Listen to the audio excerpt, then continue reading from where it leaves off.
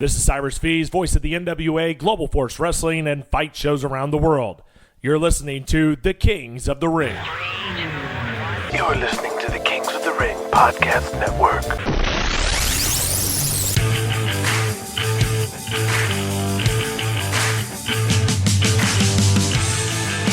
Welcome to The Kings of the Ring, a fictionalized and romanticized retelling of the 1980s pro wrestling days. Written and produced like an ensemble cast cable drama or a soap opera. Kings of the Ring is primarily a listener-supported show, so I want to acknowledge our top guys of Patreon: Stephen Ashby, Matthew Rogers, Randy Larzalier, John Johnston IV, Russ Linderman, Duncan Clark, Nathan Wilkinson, Yosemite Smith, Jeremiah DeBolt, Zach Like, Stuart Flaherty, John Snyder, Sam Hollingsworth, Justin Taylor, Michael Sluck, and Dom Rose. That's right, the same Dominic Rose from the Ebony Express tag team in SCW. If you are a Patreon top guy or top girl, we'll use your name as a genuine Kings of the Ring character. That means in the show, plus the book. Kings of the Ring is intended for mature audiences. Today's episode would be rated MA for profanity, violence, drug use, outdated racial verbiage, and graphic and disturbing sexual acts. Ladies and gentlemen, welcome to the Kings of the Ring. The Tarzan Kid, in a brown leather jacket and sunglasses, has his long curly black hair tucked in a ponytail under a flat cap. He's walking down a rundown block of dilapidated apartments in Jersey City beside Vito the Fish, a skinny Italian guy in a black turtleneck and a gray members-only jacket. I can't believe the Tarzan Kid's working with us. Gonna be one of the fellas. Hey, it's just a one-time thing. Don't get used to it. Yeah, I heard. My friend Sal Spinelli arranged this with Dragoni. Yeah, I get it. It's just an honor is all. Yeah, whatever. So, you ever wrestled Dominic Dante? Nope. Before my time. Really? It would have been great if you did. Nobody better than Dominic Dante. No offense. So what's the job? Yeah, just some collection, light duty. I'll handle this. You just stand at the door and look tough so we don't try to scram. Who is it? Sleazy McGee. This fucker holding some cabbage for us, and now he says he lost it. The fucking knife! You had a guy named Sleazy McGee hold your money, and you're surprised he ain't coughing it up? Hey, you listen here, wise guy. Just be thankful you got friends like Sal Spinelli so you can work off your gambling debts, instead of having someone like me knocking on your door, guns a-blazing. Can we just get this over with? Tarzan looks around the neighborhood to make sure no wrestling fans are around and shakes his head at what he's gotten himself into. Where's the fucking money, Sleazy? I know it's in here. Tarzan stands in the kitchen, back to the door, watching Vito working over Sleazy McGee. Sleazy is doubled over, clutching his stomach.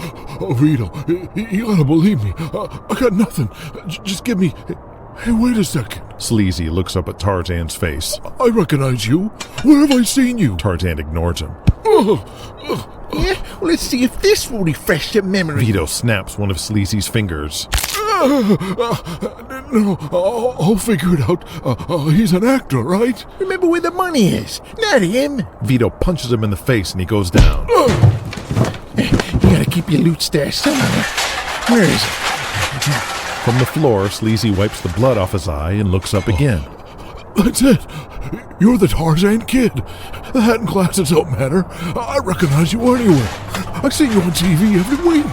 Quit busting my balls. That ain't me, pal. No, I know you anywhere. I saw you lose the Intercontinental title to Diamond Donnie Gold. Tarzan steps over and pushes his boot on Sleazy's neck. That ain't me, motherfucker. Now shut the fuck up before I pop your fucking head off like a zit. Sleazy tries to talk while struggling, pointing at the refrigerator. Tarzan lets up a little. Freezer. Vito opens the freezer and sees a rolled-up paper bag inside, and looks back at Tarzan. Nice work, Tarzan. I'll tell the boss. Don't you know what kayfabe means? Kayfa what? Shut the fuck up. Let's get out of here. Tarzan, can I still have your autograph? Kings of the Ring, Episode 7, USA, USA. Move out of the way! Shit, damn. Two of the EWF referees carry a sweaty Leroy Brown, his arms around their shoulders while he gingerly drags his leg. Easy, brother. We got you. What the fuck were you thinking doing that leapfrog again? Damn. Careful, motherfucker. Bilson, where's the doctor? Dr. Hunter Bilson rounds the corner, wiping some of the white powder off his nose. What is it? His knee. The EWF's official doctor takes a look at Leroy's leg. Oh dear. Bring him in. Bert Ironside, sitting in a rocking chair, looking out at his Texas ranch about 20 miles outside of Dallas, with his telephone in his lap, the long cord stretched all the way through the doorway. Denny Wayne, about time you answered your damn phone. Well, that ain't the one and only stone-faced fixture of all South Wrestling, Mr. Bert Ironside. How you doing, Hoss? Feeling like a bride. Been waiting at the altar for damn near a year, Denny. Got my wedding dress on, my entire family in the pews, along with all my girlfriends. The preacher's Bible's open, his wife's at the piano, the banjo player and the band are tuned up and ready for the hootenanny. Everybody's here but the groom and the groomsmen. Whew, splattering as that sounds, old Hoss. I thought you had changed those arrangements with Mr. Jesse James and Daniel Hawkins. I did, Denny, but the wedding is back on, and I'm anxious to start a family. Well, I guess I better get my tuxedo on and my shoes shined, Hoss. But all due respect, sir, but SCW is burning up. The beauty of our territory system, Denny, is it was inherently structured by our old friend Jonathan Kane to be a machine. With a steady cast of baby faces, the heels can rotate, and in doing so, a heel can work a series of programs with multiple baby faces over the course of their run. And as is the nature of a heel's role, the losses in the matches of these programs will inevitably outnumber the amount of wins achieved, to the point the heel will become used or damaged goods, if you will, as it will have lost to damn near every babyface there is in the territory, which is why the sweet spot for a traveling heel star is around 2 years. They arrive in the territory, work their cycle, and just before they can start to become stale as old fish, they move on to the next territory and start all over again. This arrangement even allows a working heel to return to these territories years later, fresh as a daisy. With 7 territories in the World Wrestling Alliance, mixed in with shots in Japan, Puerto Rico, Canada, or even Mexico, a good-handed heel can make quite a nice living working this rotation. It is almost true, kind sir. According to my calendar, I've been in the Carolinas for almost 2 years now. It's been even longer since you've been at All South. This is also true, kind sir. You were supposed to be here after Thanksgiving, but I did Jesse James a kindness, as we in the Alliance do. But now the time has come, Denny Wayne, for you and the Southern Rebels to come on home. As the fertile young debutante said to the young horny man on top of her, pounding away like a jackrabbit, why the rush, big boy? As you will remember, the hottest feuds in 1981 and 1982 in the entire business was the Southern Rebels against Leroy Brown and against my Angel Boys. While Leroy is gone, Gabriel is strong as ever atop All South, and we are on the verge of something. Oh, what, pray tell, is that, Hoss? We got us a kid from up north, calling him Apollo Sampson. Looks like a Greek god, but as green as goose shit. But he is over, and every town we go to, he gets over.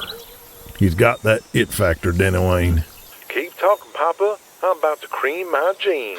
And I know what he needs is some strong and savvy heels to work with, and really put some heat on him. Donnie Gold's coming up for a big show in Dallas soon, and I already decided to pull out Gabe from that spot and put the kid in. Whoa, this Apollo must be something special to put that kind of faith in it. I reckon he is, but it's no guarantee it'll last. Why I need you boys. Oh, well, my blushing bride, I enthusiastically say I do.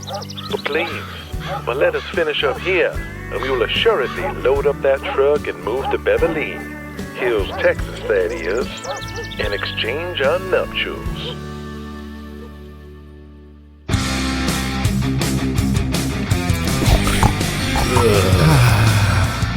Thor Hansen and Killian Cavanaugh, shoulder to shoulder, face each other to inhale their lines of cocaine. They sit back on the couch, eyes shot open like they've been blasted with 1,000,000 volts of electricity. Around them, the rest of the Empire Wrestling Federation crew, and enough girls for everybody, are spread throughout a few rooms at the Holiday Inn in Detroit, Michigan, celebrating a multitude of milestones. Oi, Lovejoy, read that shite again. Some of the baby faces are in a bigger suite along with Killian Cavanaugh. The young Canadian Brian Lovejoy nods, and the girl beside him hands him the new issue of USA Today. He pulls out the purple Life section and reads while holding his beer. Grossing over 25 million. Rambo was the biggest weekend of 1985 and beat out Beverly Hills Cop for biggest opening of a rated R movie of all time. Ha, ain't that a palator? You're a fucking movie star now. Fighting for America. Tarzan raises his king-sized can of Budweiser to him. Hey, congratulations, Thor. You deserve it. Hey, thanks, brother. Dude, what happened to your knuckles? It's nothing. Tarzan hides his bruised right hand before more notice. Dave, the powerlifter from Toronto, smiles. With a movie star on top, we sell more tickets. And that's more money for everybody. That's right, Dave. And it's time to enjoy the ride. Thor gets up, looking around. Hey, where's Marauder? He's got all our beer. Take one of my Budweisers. Thanks, dude, but I'm trying to keep on the light beer. Less filling. Marauder! The EWF's resident, quote, Native American, Tony Carlucci, is with the Bronx Bombers eating a pizza some of the girls brought. I saw him skipping down the hallway. Never seen a guy so happy in my life. Michael Angel is over in the corner, also with a king can. A couple girls kissing his neck, tracing their long fingernails across his chest, while he ignores them. What's he got to be so damn happy about? Oh, that's right. This hotel got the glass coffee tables. It's like a dream come true for that sick fuck. What's the big deal with glass coffee tables? Oh, nothing at all. Just me speaking out of turn, don't mind me. Well, I need some more beer. The EWF World Champion heads to the door and passes Hercules Harris in the room's kitchenette, arguing with Les Henderson. Listen, Mabutu. Don't call me that. Fine, Herc. We are a business of stereotypes. Corporal Punishment, he's the stereotype of a clean-cut military hero. Thor Hansen is like a modern-day Viking who fights for America. Michael Angel is a handsome angel from the heavens in a down-home Texan. Diamond Donnie Gold's a stereotype of a playboy. Kong is a Vietnamese monster. Tarzan Kid is a brown savage from the jungle. Mr. Yoshi is a sneaky Jap. And you're an African rain-dancing savage. It's all the same thing. Hercules looks back, his eyes wide open. You don't see the difference between the stereotypes you just listed, between the white guys and the dark guys? No, it's all stereotypes. That is bullshit. Every white guy you listed, Thor is a Vikings, Punishment is a clean-cut soldier, Donnie is a playboy, Michael is a motherfucking angel. Those not only ain't stereotypes, but it's all cool shit. Meanwhile, Kong is playing some Vietnamese monster when he ain't even Oriental. Yoshi is a sneaky Jap, and I'm supposed to be a savage? Why can't I be an honorable patriot or an angel? Because that would be ridiculous. Come on, Herc. You need to lighten up, Hendo says as he takes a huge gulp of beer. Shit. Leroy, help me out here. Hercules turns around, but Leroy Brown is passed out, upright on the chair, his right leg on another chair with an ice pack on top of it, completely passed out, his eyes half closed, mouth wide open. Shit, Leroy parted out already? The young Calgarian Lovejoy chimes in. Nah, Dr. Bilson gave him some pills for the knee. He hurt it pretty bad tonight. Chief Thunder, Carlucci, hears and rubs his hands together. Hey, we should rib him. Let's shave his eyebrows. You crazy or something? As soon as he wakes up, Leroy will rip your face off your head. Don't tell him it was me. Yeah, right. Then he kicks everybody's ass. No thanks. I'll be the first one pointing out it was you. Tarzan bursts out. I ain't fucking scared of Leroy or nobody. I'll fucking do it. Ooh, bad idea, Tarzan. Yeah, come on, Tarzan. Don't you ever listen to the words of Leroy's song? Chief Thunder stands up dancing with his beer and a giant smile. You don't tug on Superman's cape. You don't spit into the window. You don't pull the mask off the old Lone Ranger, and you don't mess around with Leroy Brown. Oh, come on. That was it. You dumb motherfucker. That's Jim. Who's Jim? You don't mess around with Jim. You sang the wrong Jim Croce song, numbnuts. Well, I ain't messing around with Leroy neither. Just shut up, you dumb Indian. Tarzan, I'm full-blooded Italian. I'm not a real Indian. Not anymore, Tony. On behalf of the Italian people, consider yourself kicked out. We're giving you the fucking Indians. I'll send a telegram to Waylon Thorpe or something. Chief Thunder. Thor walks down the hallway looking at the room numbers. As he approaches one of the rooms, he can smell the heavy, dank stink of marijuana and smoke pouring into the hallway. He walks by and peeks in, the door halfway open. Stoners. And sees Tama, Mr. Yoshi, Tommy Aloha, and a few girls toking away on a giant joint. Oh my god, Thor Hansen? Can I, give you some head? Please? Sure thing, Thor. I'll be right back. And then I'll show you the Hammer of Thor. Just looking for my friend. Marauder 2, he's in a mask.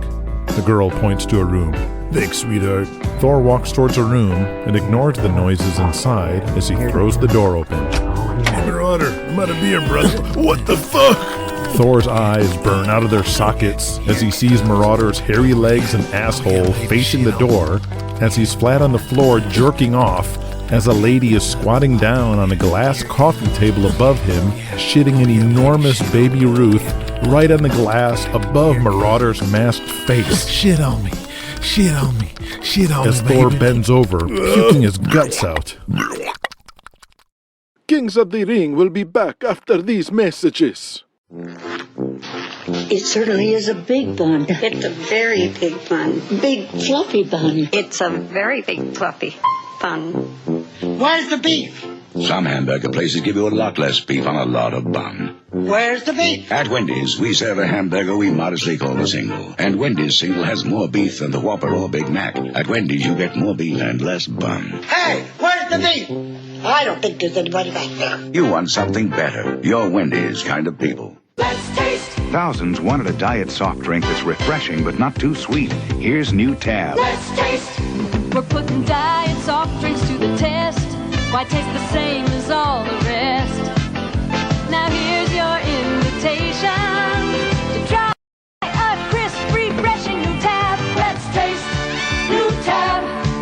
New taste. New Tab.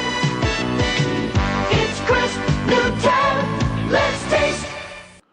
We now return to Kings of the Ring. Jesse James and Daniel Hawkins are in the hallway of Greensboro Coliseum having a quick meeting. Bo Riggs is pretty good, huh? Sure is. Really getting over with the ladies. I think it might be ready for an actual program. Yeah? I've been working with Barry Lovelace after intermission. We'll try them out and see if they have any chemistry. I think fans will dig the dynamic of Bo Riggs across the ring of Miss Kitty. They'll want her to leave him for Bo. We can work in some spots later, like him spanking her or maybe planting a big old kiss on her. Something that'll pop the fans. The 6'2", 280-pound, massive-necked Nathan Wilkinson, now known as Vladimir Rykov to the boys and the fans, walks by the pair and nods to them on his way through a swinging door into a room where they can already see Jimmy Buck inside. Rykov's looking good too. I'm surprised he looks so good so quick. Keeping his matches pretty short for that very reason. Don't want the people to get wise on how green he is. And what about Jimmy Buck? Tonight's the night we do the big angle, right? Is he ready? Well, we'll find out tonight. Daniel, already worried, gets a look of fright on his face. Just ribbon, Danny boy. He'll do just fine. In the dressing room, Rykov paces around, throwing his arms around, bobbing his head back and forth to warm up. Jimmy Buck's warming up too, but in a much different way, with a 5-inch line of cocaine. Jimmy turns around, admiring Rykoff's massive physique and striking Russian look. Hey, Rykoff. Buddy, you ever think of getting in the picture business? I know for a fact that they are still looking at guys to play a big, bad Russian in Rocky 4. Since you're a big, bad Russian, I figured, you know, maybe you should audition. I wouldn't even know how to do that. I'll give you the number to my manager, Morty. Give him a call tomorrow and tell him I sent you. He'll get it all arranged.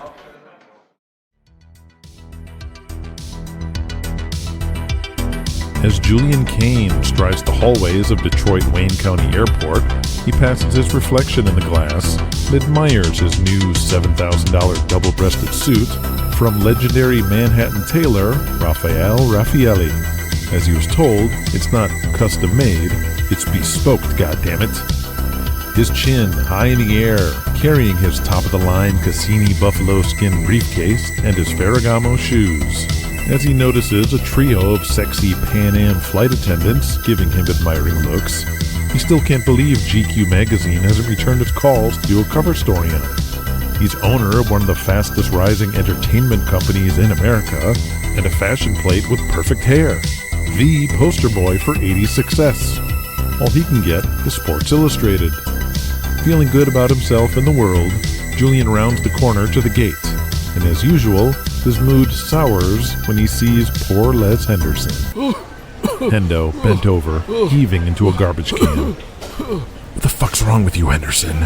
I had a few beers with the boys last night, celebrating the big Rambo movie, another sellout house, Dan Sanders winning the North American title, Joe Louis Arena sellout. Wait, they were celebrating Dan Sanders winning AMW's title? Yeah. Are the boys happy for their old pal? So Charlie Gotch made our ex-champ his top guy. Who the fuck does he think he is? Why do you care? It's not like AMW's gonna run Madison Square Garden all of a sudden. Thor sits alone near the TWA gate, with his sunglasses on, reading an issue of People magazine, listening to Van Halen on a Sony Walkman, waiting to board. Julian Kane walks up to him with purpose, puts his hand on his shoulder to get his attention. Whoa, hey, Julian! Thor, remember that call I told you to make? I need you to make it now. Well, first class is about to board. I don't care. Find a payphone now. Thor gets up and walks away, while Julian stares out at the Michigan skies out the window and lights a cigarette to calm himself down. Charlie Gotch. Fuck him. While the heat on the wrestling business from the ABC News Exposed report seems to be dying, Crusher Krawczyk himself is not out of the woods. But despite what's coming around the corner, he tries to keep his focus on what's in the ring in Heartland Pro Wrestling. And while Crusher missed out on the draft for the Meat Machine, he's still able to unleash some new talent on the scene.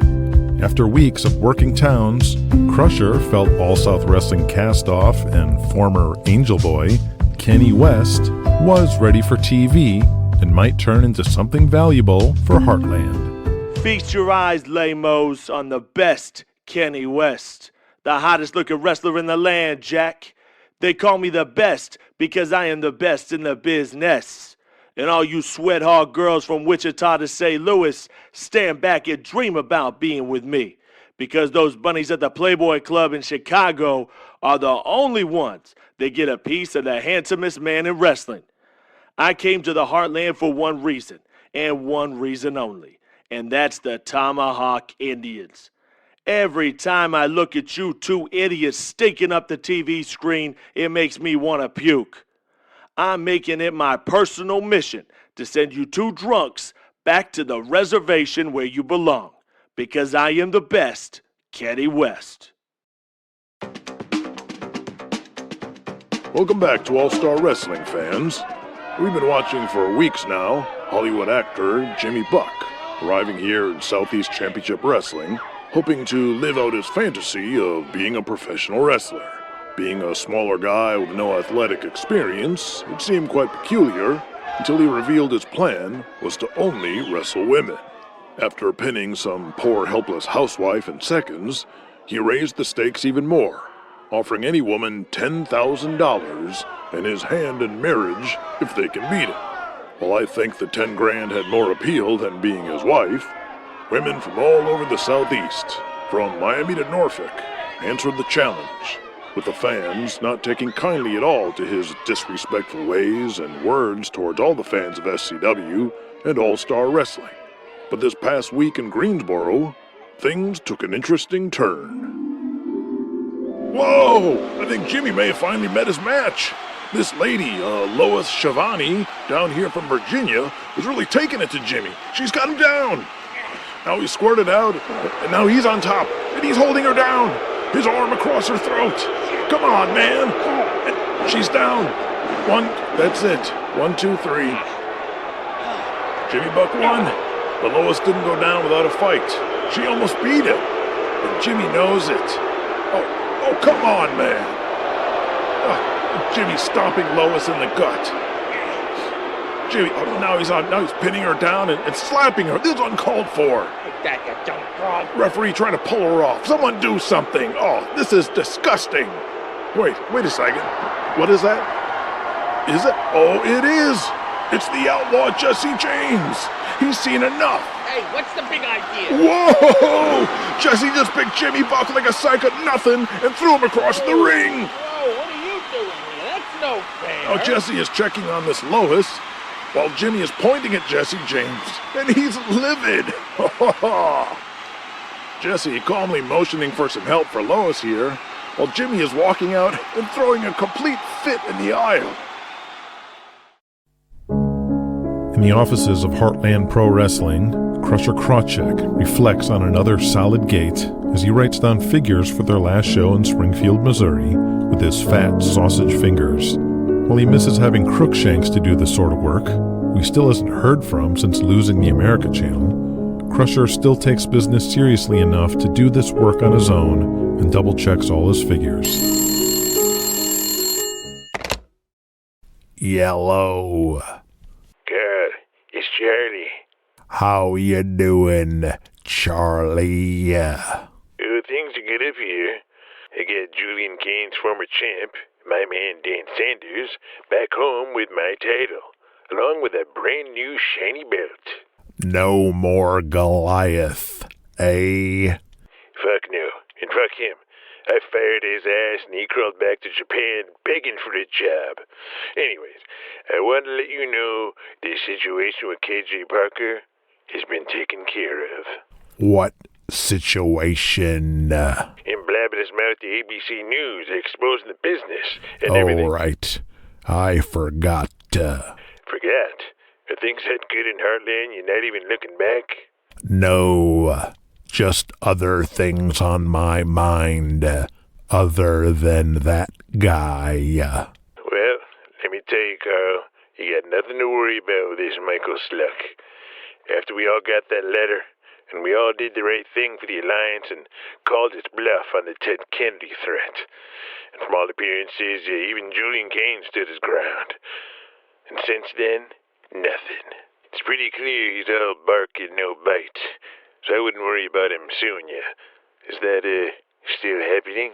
Yeah, the court date is soon. If I know anything, I bet he no-shows. And if he does, they got nothing on you. That phony neck brace was all a bluff, I'm sure.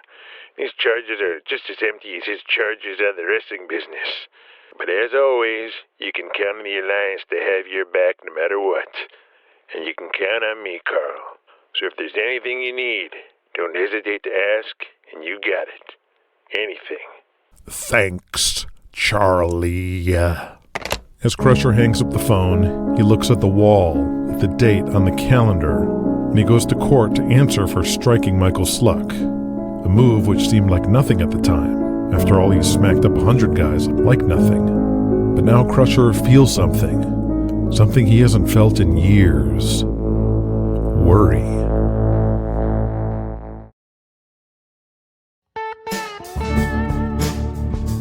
On Lake Lanier in Wood Lake, Georgia, the outlaw Jesse James and Denny Wayne are on the porch this fine country evening, cleaning fish and drinking moonshine at the rickety old house the Southern Rebels have been staying at. I hope you know what you're doing with this, Jimmy Buck. This is a bold move, my friend. You working with him personally. And truth be told, this Jimmy strikes me as 2 bricks short of a load. You be careful now. Don't want you going down in flames with him. I know what I'm working with. And everything it's done so far has gone down exactly as planned. I have no reason to doubt that won't continue. Well, you know better than me, Jesse. Best of luck. Denny raises his glass jar of moonshine. Denny, what are your thoughts on our young Russians? I think the bigger one, Vladimir, has real potential as singles. He's getting over like a real monster. By the time he matches up with you or somebody, it's going to be a big deal. That's what I was thinking. The time is right. No bigger heels on the planet than the Ruskies in 1985. I know 2 guys can't wait for them to work with you. The Ebony Express. Ooh, boy, they can't wait to be done working the Rykhoffs. I ain't seen that many potatoes outside the supermarket, Jesse. They ever teach those Russians to work? Yeah, they're still learning how to work, I'll grant you that. The massive 300-pound country-strong Cooter Wayne steps up from the living room where he's been smoking dope and playing on an Atari all day and steps out to the porch. Jesse looks up at Cooter with a raised eyebrow. Boy, me and Denny caught all these fish today. You gonna help us clean them or what? Cooter takes another big puff on his joint. Nope. Then turns around and walks back to his Atari without changing his expression. Jesse shakes his head while Denny laughs and takes another swig from his moonshine. Jesse, got some bad news for you, friend.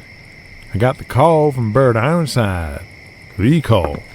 Yes, sir. The call. Okay, then. Let me have you until 4th of July. Oh, you want us to light off some bottle rockets with you? How patriotic. I've been cooking something up that I want to try out.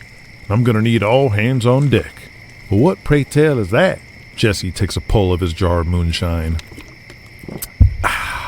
Well, we had Battle the Stars in November. Then Julian Kane copied our gimmick and did Empire Mania. I think one major show a year is one show too few. A 4th of July spectacular. Genius, my friend. You got it, Denny. I want to have a big bash this summer. Outdoors, a small stadium, a ballpark, maybe the Memorial Stadium in Charlotte. Put on some fireworks after the matches, maybe bring in a country singer, the whole 9 yards. Jesse motions to the EWF magazine on the floor they've been using to clean the fish on. Blood and fish guts splashed all over Thor Hansen's face with the American flag. Huh. Julian thinks they got a monopoly on patriotism with that no-talent cartoon. Shit. We got the real Soviet Union on our bill and the most famous Iranian in the USA. And our territory is the heart of America. 4th of July, we're going to have us a celebration of Americana in the wrestling ring. Yes. It'll be Wrestle America.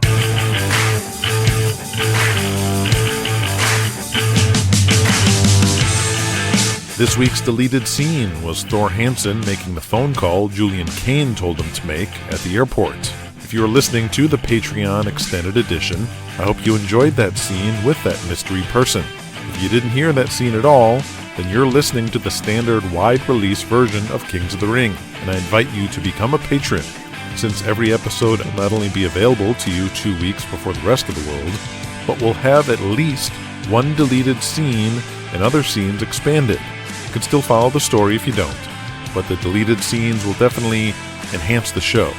So check out the link on the show notes for how to become a patron for only a few bucks.